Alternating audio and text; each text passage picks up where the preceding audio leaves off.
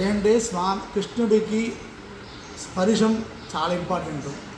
ఇదే విధంగా ఇంకొక అవతారం స్పర్శంలో చాలా ప్రేమతో ఉన్న అవతారం ఎవరంటే వామనమూర్తి. త్రివిక్రముడుగా 3 లోహం అవతారం చేస్తారు కదా, ఆ వామనమూర్తికి స్పర్శం అంటే అంత ఇష్టం.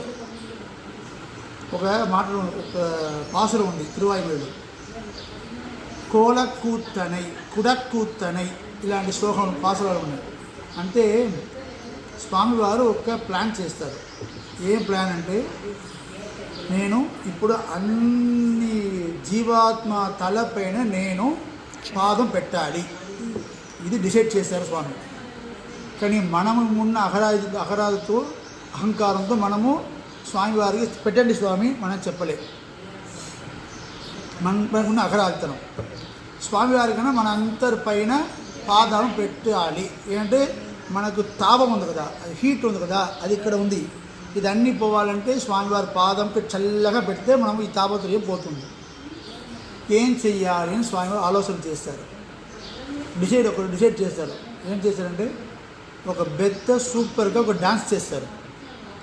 కూతు అంటే డాన్స్, కోలకూతు అంటే వెల్ వెస్టెడ్ ఎక్సలెంట్ డాన్సర్. ఏంటంటే అందరూ చూడండి, ఇప్పుడు నేను ఎంత ఎలా విధంగా ఈ భూములందరూ నేను ఐఎమ్ గోయింగ్ టు మెషర్. నేను ఇప్పుడు త్రివిక్రమదానం చేసి ఇక్కడ పాద అక్కడ పోతుంది కదా, నా పాద ఇక్కడ పోతుంది కదా, అలాంటి చెప్పిన మనం అంతా ఏం చేస్తున్నాం, అవును కదా స్వామి ఎంత చేస్తారు, మన we will forget our self కదా. అప్పుడు ఏం చేస్తారు, పాదం పెట్టారు.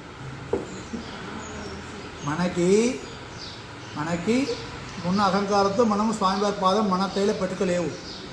ఆయన ఏం చేస్తారు, నువ్వు పెట్టుకోవాలని అవసరం లేవు, నేను పెడతాను, I don't need your permission, నేను పెడతాను.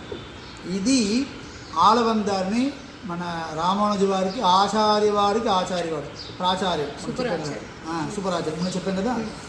ఆ ఆలవందార స్వామి స్తోత్రరత్నం ఒక గ్రంథం రాశారు. దాంట్లో ఏడుస్తుంటారు. ఎందుకు ఏడుస్తున్నారంటే, స్వామి వాళ్ళందరూ మీ దగ్గర అడగలేదు, నా తల పెట్టండి, నేను ఎవరు అడగలేకున్నా కూడా మీరు అందరిపైన పెట్టారు కదా, నేను నా పైన పెట్టండి అడుగుతున్నా, ఏడుస్తే నా దగ్గర ఏంది మీరు రాలేదు. ఇది శ్లోకం. ఆ స్తోత్రరత్న శ్లోకంలో ఉన్న అర్థం ఇది.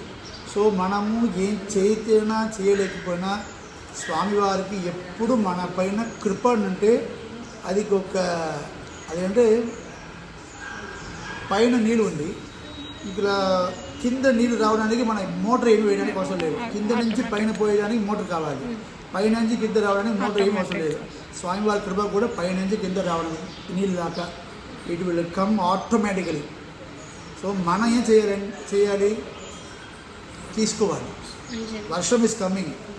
నేను ఒక్కటి మాత్రం అంబర్లా పెట్టుకొని నా పైన వర్షం రాదు, అందరి పైన వర్షం పెడుతుంది, అందరూ హాయిగా ఉన్నారు, నేను ఒక్కటి కూడా ఎండుగా ఉన్నానంటే నేను అంబర్లా పెట్టుకున్నాను.